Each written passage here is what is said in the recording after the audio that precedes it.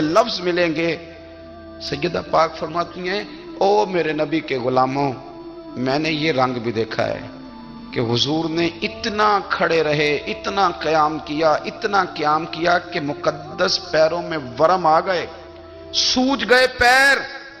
ہم سیر کرنے گئے تو تھک گئے، بات الگ ہے، لیکن عبادت میں یہ بھی تو مسلم شریف ہے نا، یہ بھی تو دین ہے نا، یہ بھی تو حضور کی سنت ہے، یہ بھی تو وہ چیز ہے جو کریم کی آنکھوں کی ٹھنڈک ہے۔ سیدہ فرماتی ہیں پیروں میں ورم آ گئے، اور ساری رات ہی حضور نے نماز پڑھی اور ایک ہی آیت بار بار دہرائی۔ مسجد نبی میں بلال حبشی نے فجر کی اذان دے دی اور حضور ابھی مصلی پہ تھے، کریم فارغ ہوئے۔ میں نے عرض کی یا رسول اللہ صلی اللہ علیہ وسلم، آپ کے تو صدقے اللہ اگلے پچھلوں کے گناہ معاف کرے گا، تو آپ اتنی آہوزاری کیوں فرماتے ہیں؟ آپ تو شفیع ہیں، آپ تو انبیاء کے امام ہیں۔ تو حضور نے فرمایا عائشہ تم نے گنوایا ہے نا میرے اللہ کی مجھ پر کتنی رحمت ہے، افلا اکون عبدا شکورا، فرمایا اگر اس نے اتنی نعمتیں دی ہیں تو کیا میں اس کا شکر گزار بندہ نہ بنوں؟ میں شکر گزار بندہ نہ بنوں اس کا؟ پھر اگر اتنی نعمتیں اس نے دی ہیں، مجھے اتنا نوازا ہے، تو پھر میں اس کے سامنے سجدے نہ کروں؟ او میرے بھائی، بڑے قابل فخر لوگ ہیں ہم کہ ہم نبی پاک کے غلام ہیں، ہم قابل فخر ہیں کہ نبی کریم کے غلام ہیں۔ کیا کبھی اس غلامی کے شکرانے میں بھی دو نفل پڑھے کہ یا اللہ تیرا شکر ہے تو نے ہمیں حضور کا غلام بنایا ہے؟ یاد رکھیں کہ اپنی روحانی زندگی کو آباد کریں، استغفار پڑھیں، تسبیحات کریں، کچھ چھوٹے چھوٹے اعمال ہیں ان کو اپنی زندگی میں حصہ بنائیں۔ ترمذی شریف میں حدیث ہے، نبی پاک صلی اللہ علیہ وسلم نے فرمایا 3 مرتبہ صبح، 3 مرتبہ شام اعوذ باللہ السمیع العلیم 3 دفعہ یہ پڑھو، اور 1 دفعہ سورۃ حشر کی آخری 3 آیات، هو اللہ الذی لا الہ الا هو عالم الغیب والشہادۃ هو الرحمن الرحیم۔ اعوذ باللہ من الشیطان الرجیم ہے نا، اس کو پڑھنا ہے اعوذ باللہ السمیع العلیم من الشیطان الرجیم۔ فرمایا 3 دفعہ اس کو پڑھو اور 1 دفعہ سورہ حشر کی 3 آیتیں، 1 دفعہ صبح اور 1 دفعہ شام۔ صبح کیا ہے، شام کیا ہے؟ تو اعلیٰ حضرت بریلوی فرماتے ہیں صبح سے مراد ہے آدھی رات ڈھلنے سے لے کر سورج نکلنے تک، آدھی رات ڈھلنے سے لے کر یعنی تہجد کا ٹائم سے لے کر سورج اور شام کیا ہے، دوپہر ڈھلنے سے لے کر مغرب کی اذان تک، یہ شام ہے۔ اب سن لیں، یہ ترمذی کی حدیث ہے سیاستہ کی، نبی پاک نے فرمایا جس نے 3 مرتبہ اعوذ باللہ پڑھی اور 1 بار سورہ حشر کی آخری 3 آیتیں پڑھی، 1 دفعہ صبح پڑھے، 1 دفعہ شام پڑھے، نبی کریم علیہ السلام فرماتے ہیں اگر صبح پڑھے گا تو 70,000 فرشتے شام تک، اور اگر شام کو پڑھے گا تو 70,000 فرشتے صبح تک پڑھنے والے بندے کی مغفرت کی دعا مانگتے رہیں گے۔ چلے میں تو اس بات پہ بھی بڑا راضی ہوں کہ پہلی دفعہ اہل سنت میں ایسا ہو رہا ہے کہ وظیفہ ملنے پر لوگ نعرے لگا رہے ہیں، ورنہ وظیفہ بتائیں تو کہنے بھی پڑھیں گے پر کوئی تویز بھی لکھ چھڑو ماڑا گیا۔ ایک صاحب آئے مجھے کہنے لگے جی برکت کوئی نہیں، غربت بڑی ہے۔ میں نے کہا سورۃ واقعہ پڑھا کر، کہتے پیر صاحب تھوڑی تکلیف کرو کو مینوں تویز بھی کر دیو۔ میں نے اسے کہا خدا کے بندے میں تویز دوں گا پتہ نہیں کام بنے گا نہیں بنے گا، سورۃ واقعہ پڑھ، یہ وہ تویز ہے جو مدینے والے رسول نے عطا فرمایا ہے کہ سورۃ واقعہ پڑھو تمہیں کبھی فاقہ نہیں آئے گا۔ تو وظائف پڑھیں، عبادات کریں، تیاری کریں، کچھ نیک اعمال بچائیں ایسے جن کا ہمیں پتہ ہو، جو ہمارے رب کو پتہ ہو۔ حضرت عبداللہ ابن عمر رضی اللہ تعالیٰ عنہ حضرت عمر کے صاحبزادے، مکہ مکرمہ میں ان کی قبر ہے۔ میں نے جب انہیں پڑھا تو مجھے ان سے بڑا پیار ہو گیا، لیکن آپ کو پتہ ہے وہاں جا کے کسی شخص کا مزار تلاش کرنا یا پوچھنا ایک مشکل کام ہوتا ہے۔ تو ایک دفعہ میں مکہ شریف میں حاضر تھا، تو ایک گاڑی والا ڈرائیور مجھے کہنے لگا کہ مولانا میں آپ کو جانتا ہوں، مجھے آپ سے محبت ہے، ایک بات بتاؤں آپ کو؟ میں نے کہا بتاؤ۔ کہنے لگے حضرت عبداللہ ابن عمر کی قبر دیکھنی ہے۔ میں نے کہا یہ تو نہیں کہہ رہا، یہ کسی نے بندوبست کرایا ہے، یہ اللہ نے تیرے دل میں بات ڈالی ہے، یہ ہو گیا تو لے چل مجھے۔ حضرت عبداللہ ابن عمر کو نبی پاک نے فرمایا تھا راجل صالح، یہ نیک بندہ ہے، یہ متقی آدمی۔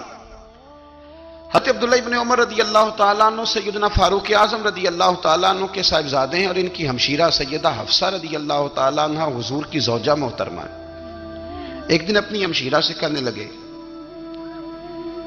کہ نبی کریم صلی اللہ تعالیٰ علیہ وسلم گھر میں آئے نا، اور اگر حضور غم امت میں پریشان نہ ہوں، طبیعت کو حشاش بشاش دیکھو، تو ذرا پوچھنا تو صحیح حضور کا میرے بارے میں کیا خیال ہے، پوچھنا تو صحیح کہ کریم کی بارگاہ میں میرا کیا مقام ہے، میرے بارے میں حضور کیا فرماتے ہیں۔ اب بہن کو کام بتائے، اور بتائے بھی بھائی، اور پھر بہن وہ کام نہ کرے، یہ تاریخ میں ہوتا نہیں۔ حضرت عمر فاروق رضی اللہ تعالیٰ عنہ کی صاحبزادی ام المومنین رضی اللہ تعالیٰ عنہ فرماتی ہیں کہ میں تو بس منتظر تھی، انہوں نے تو کہا تھا نا کہ اگر تم حشاش بشاش دیکھو تو بات کرنا، لیکن حضور تشریف لائے، میری باری تھی، میرے گھر تشریف لائے، کھانا پیش کیا تو فوراً میں نے عرض کی حضور ایک بات پوچھنی تھی، تو حضور نے فرمایا پوچھئے۔ میں نے عرض کی حضور میرے بھائی عبداللہ ابن عمر کے بارے میں آپ کا کیا خیال ہے؟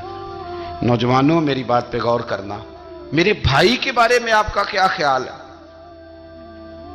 تو نبی کریم صلی اللہ تعالیٰ علیہ وآلہ وسلم نے میری طرف دیکھا، اور پھر حضور زیر لب تھوڑا مسکرائے، اور بریلی کے امام کہتے ہیں کہ حضور مسکرا دیتے تھے نا تو جو بڑا دکھی ہوتا تھا وہ بھی ہنس پڑتا تھا۔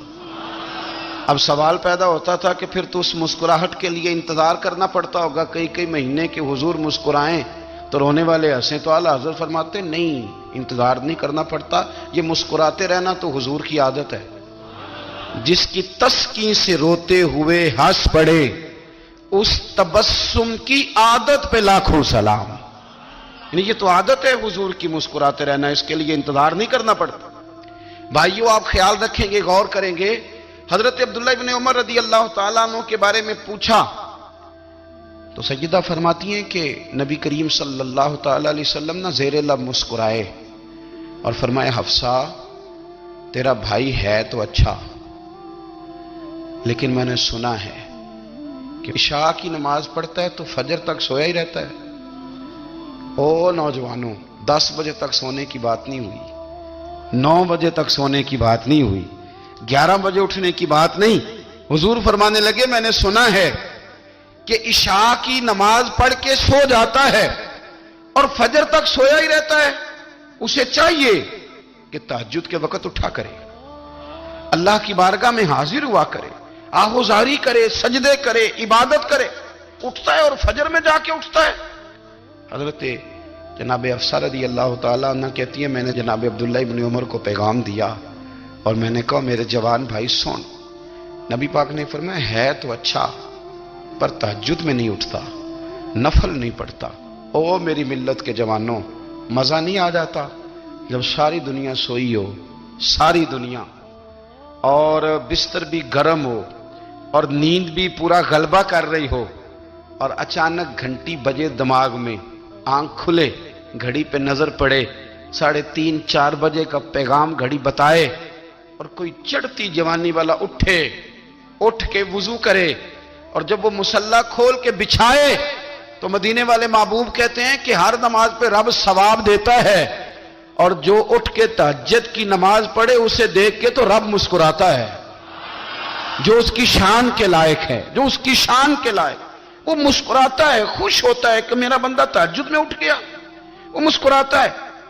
کاش ہماری صبحیں کبھی اپنے مالک کے نام ہو جائیں، کاش کے صبحیں۔ حضرت ابو الحسن رحمت اللہ تعالیٰ علیہ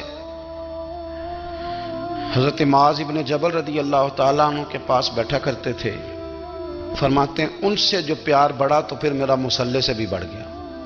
تابعی ہیں، فرماتے ہیں صحابی رسول سے محبت ہوئی تو ذکر سے بھی ہو گئی، پھر درود شریف سے بھی ہو گئی، محبت ان سے بڑھی تو پھر اللہ نے مسجد کا پیار بھی بڑھا دیا۔ آپ فرماتے ہیں کہ میری ہر وقت طبیعت چاہتی تھی کہ بس اللہ اللہ کروں، بس اللہ اللہ کروں، بس نہ میں ذرا تھوڑی جان چھڑاؤں لوگوں سے، کوئی 10 منٹ ملے تو میں کچھ 4 نفل پڑھ لوں، میں تھوڑا سا نہ بچوں لوگوں سے، اور مجھے تسبیح ملے تو میں نہ کچھ 400-500 دفعہ استغفار پڑھوں، سبحان اللہ، الحمدللہ، اللہ اکبر، لا حول ولا قوت الا باللہ، میں نہ تسبیحات پڑھوں۔ فرماتے ہیں کہ بچے تھے گھر میں 6-7، غربت تھی، کام ملتا کوئی نہیں تھا، اور میں کام چور نہیں تھا، کام ڈھونڈتا تھا، پر اللہ کی قدرت کے کام نہیں ملتا تھا۔ فرماتے ہیں کہ میں نے ایک دن اپنی اہلیہ سے کہا کہ آج میں پھر جاتا ہوں کام ڈھونڈنے، تو میری بیوی بڑی فرما بردار تھی، پر اس دن نہ غربت کے ہاتھوں تنگ آ کے کہنے لگی آج نانا کوئی تو چیز لے کے آیا تو مجھ سے بچوں کی بھوک نہیں دیکھی جاتی. یہ سب روگاں دا روگ محمد جس دا نام غریبی, کنڈ بلا کے لنگ جاندے نہیں دوست یار قریبی. آج نہ کچھ لے کے آیا تو میں بچے لے کے میکے چلی جاؤں گی. شیخ فرماتے ہیں کہ میں بڑا پریشان گھر سے نکلا پر میں نے صبح سے لے کے زور تک کام ڈھونڈا, کام ملا کوئی نہیں.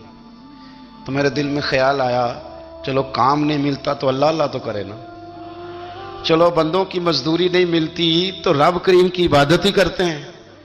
فرماتے ہیں کہ میں نے نا فرات کے پانی سے وضو کیا نہر کے, شدید دھوپ تھی, ساتھ ریت تھی اور ریت تپ رہی تھی. میں نے اپنا رومال وہیں مصلی کے طور پر بچھا لیا اور فرماتے ہیں کہ زور سے لے کر عصر تک نماز پڑھی, دھوپ بھی پورے زور پہ پر میرے سجدے کا ذوق بھی پورے زور پہ. فرماتے ہیں سورج بھی چمک رہا ہے اور رب کی عبادت کا ذوق بھی پورے زور پہ. میں سجدہ کروں تو پھر میرا اٹھانے کو جی نہ چاہے. میرے استاد لکھا کرتے تھے, یہ ان کا شعر ہے, وہ کہا کرتے تھے مجھے سوز دے, مجھے ساز دے اور مجھے نیم شب کا نیاز دے, دم سجدہ خود کو میں توڑ دوں, مجھے ایسا ذوق نماز دے. اور میں تیری بہار کا پھول ہوں, میں کھلا بھی ہوں تو تیرے لیے, مجھے میری شاخ سے توڑ لے, مجھے اپنی زلف کا ناز دے. بھائی فرماتے ہیں کہ عصر تک میں نے نفل پڑھے, دل ڈھلنے لگا, عصر کی نماز پڑھی اور میں وہاں سے چلا. اب میں جب نکلنے لگا تو دل میں خیال آیا کہ چھوٹی چھوٹی دیواریں ہیں گھر کی, بغیر کچھ لیے جاؤں گا تو بیوی دور سے دیکھے گی تو شور کرے گی کہ پھر خالی ہاتھ آ گیا ہے. کہتے میں نے اپنے اسی رومال میں جس پہ میں نے نماز پڑھی تھی نا, رومال میں کی آخی دے پنجابی جو صافہ کہتے ہیں, اسی میں نا میں نے کچھ ریت بھر لی کہ وہ دور سے دیکھے گی تو سمجھے گی کچھ لے کے آیا ہے, چلو جا کے اسے بتا دوں گا کہ آج پھر مزدوری نہیں ملی. کہتے ہیں وہ ریت لے کر جب میں گھر میں گیا تو پہلے بیوی دروازے پہ کھڑی ہوتی تھی, پوچھتی تھی خالی ہاتھ آ گئے ہو, آج میں نے دیکھا تو ہے ہی کوئی نہیں. فرماتے ہیں میں اندر داخل ہوا, سلام لیے, کونے میں نے وہ رومال رکھ دیا اور میں نے آواز دی کہ بھلی مانس کہاں ہو. تو وہ کہنے لگی آپ منہ ہاتھ دھو لیں, میں روٹی لے کے آئی. میں نے کہا روٹی کہاں سے آ گئی, یہاں تو کئی دنوں کے فاقے ہیں, تو کئی دنوں کی غربت ہے, یہاں تو اس گھر میں تو فقیری ہے. فرماتے ہیں کہ وہ روٹی لے کے آئی اور اس وقت کی جو موجودہ نعمتیں تھیں, سمجھ لیں سلاد اچار ہر چیز ساتھ لائی. میں نے کہا کہ بچے کہاں گئے, کہنے لگی وہ کھانا کھا کے کھیلنے گئے, آپ کھانا کھا لیں آ جاتے ہیں. کھانا اس نے چن دیا. میں نے حیرت انگیز لہجے میں ساری نعمتیں اپنے دسترخوان پہ دیکھ کر کے بیوی سے پوچھا یہ کہاں سے آیا کھانا, بچوں کو تو نے کہاں سے کھانا کھلایا, یہ سارا کچھ کیسا ہے. تو کہنے لگی پتہ نہیں آج آپ کس کریم کی مزدوری کرنے چلے گئے تھے, پتہ نہیں کس کریم کی, میرے گھر میں تو اتنی نعمتیں آئی ہیں کہ مجھ سے سنبھالی نہیں جا رہی, اتنا اناج ہے, اتنا گندم ہے, کس کریم کے دروازے آج چلے گئے تھے. یہ کہتے کہتے وہ اٹھی اور اٹھ کر کے کہنے لگی پہلے بڑا کچھ آیا تھا, اب کیا لے آئے ہو. اور جا کر کے نا اس نے وہ ریت والا رومال کھولا, کہنے لگے میں تو لے کے آیا تھا ریت, تو میرے رب نے اسے بھی سونے اور ہیرے بنا دیا تھا. جب آپ کی توجہ اللہ کی جانب, میرے نبی پاک صلی اللہ تعالی علیہ وسلم نے فرمایا ہر چیز اپنے رب سے مانگ, ہر چیز مانگ, ہر چیز مانگ. یا رسول اللہ کیا کچھ؟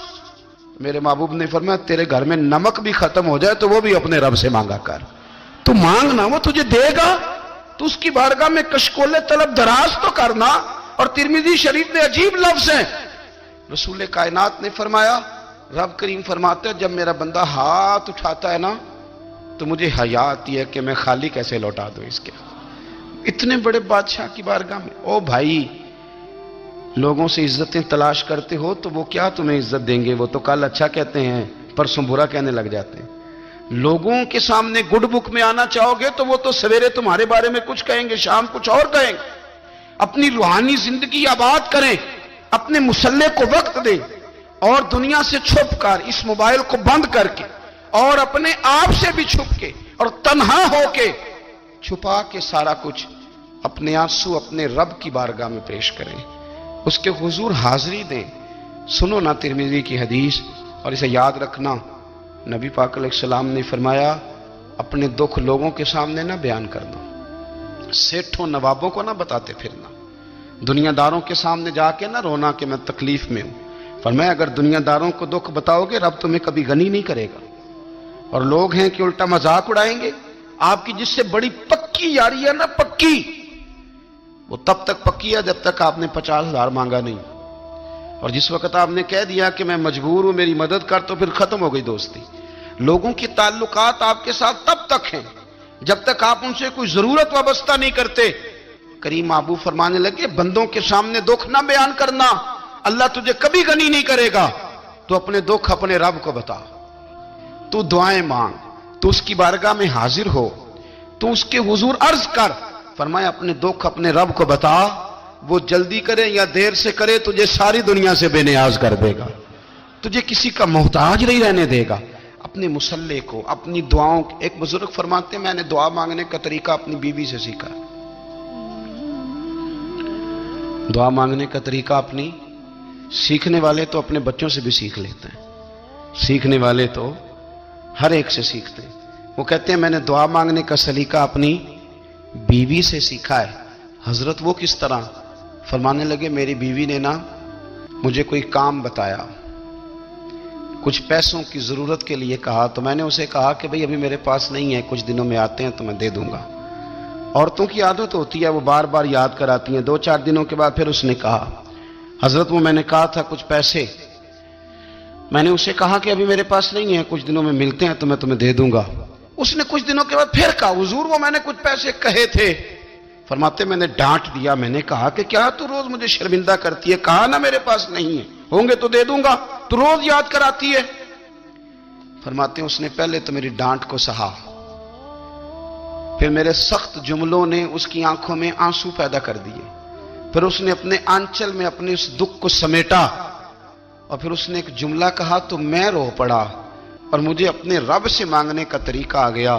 مجھے کہنے لگی حضرت جی آپ نے ڈانٹ دیا، میں نے سہ لیا، پر آپ ہی میرے شوہر ہیں، بتائیں نا آپ سے نہ کہوں تو میں کس سے جا کے کہوں۔ فرماتے ہیں میں رو پڑا، اور میں کھل کے رویا، اور میں تڑپ کے رویا، اور پھر میری سسکیاں بند گئیں۔ تو مجھے کہنے لگی آپ کو کیا ہوا؟ میں نے کہا مجھے بھی دعا مانگنی آ گئی ہے، جب میں اسے کہوں گا نا اللہ تو ہی میرا رب ہے، میں تجھ سے نہ کہوں تو میں کس سے جا کے کہوں؟ میں کیوں کسی بندے سے سوال کروں؟ میں کیوں کسی دنیا دار سے کہوں؟ میں تیرے بندوں کا، نیک بندوں کا وسیلہ لے کے، تیرے محبوب کی غلامی لے کے تیری بارگاہ میں آیا، تجھ سے نہ مانگوں تو کس سے مانگوں؟ سمجھ آ گئی ہے جب میں اس رنگ میں مانگوں گا تو پھر رب میرے اوپر بڑا ہی فضل فرمائے گا، وہ میرے اوپر بڑی رحمت کرے گا، وہ میرے لیے آسانیاں کرے گا۔ عزیز دوستو ہم اس طرح کرنے لگ گئے ہیں کہ ہم نے نا اپنے تعلقات پر اعتماد کرنا شروع کر دیا ہے۔ میرے تعلقات بہت ہیں، ہم نے اپنی دولت پر اعتماد کرنا شروع کر دیا ہے، میرے پاس دولت بہت ہے، ہم نے اپنے علم پر، اپنی شہرت پر اعتماد کرنا شروع کر دیا ہے کہ میرے پاس فلاں چیز بہت ہے۔ یاد رکھنا جب بے نیاز اپنی صفت بے نیازی دکھاتا ہے تو بڑی بڑی دولتوں والے مجبور نظر آتے ہیں۔ بھائیو جب انسان کا رشتہ اپنے مالک کے ساتھ ہوتا ہے پھر تو غم بھی کچھ نہیں کہتے، پریشانیاں بھی کچھ نہیں کہتی، پھر تو زندگی صبر والی، پھر تو زندگی توکل والی، پھر تو زندگی بھروسے والی، پھر انسان اپنے آپ کو رسوا نہیں کرتا، دنیا داروں سے امیدیں اس کی ختم ہو جاتی، امیدیں اللہ رسول سے لگا لیتا ہے، مضبوط ہو جاتا ہے، مضبوط، طاقتور ہو جاتا ہے، خوددار ہو جاتا ہے، باوقار باعزت ہو جاتا ہے۔ حضرت بہلول دانا رحمت اللہ علیہ بیٹھے تھے تو ہارون رشید حج کر کے آ رہا تھا، تو رستے میں حضرت شیخ سے ملاقات ہو گئی، تو السلام علیکم کے بعد کہنے لگا حضور کوئی حکم ہو تو بتائیے گا۔ تو حضرت بہلول دانا فرمانے لگے تیرا رب کون ہے؟ اس نے کہا اللہ۔ تو فرمایا میرا کون ہے؟ کہا اللہ۔ فرمانے لگے تو بڑا ہی بیوقوف ہے، کیا تو یہ سمجھتا ہے کہ رب ہارون رشید کو تو دے گا اور بہلول دانا کو بھول جائے گا؟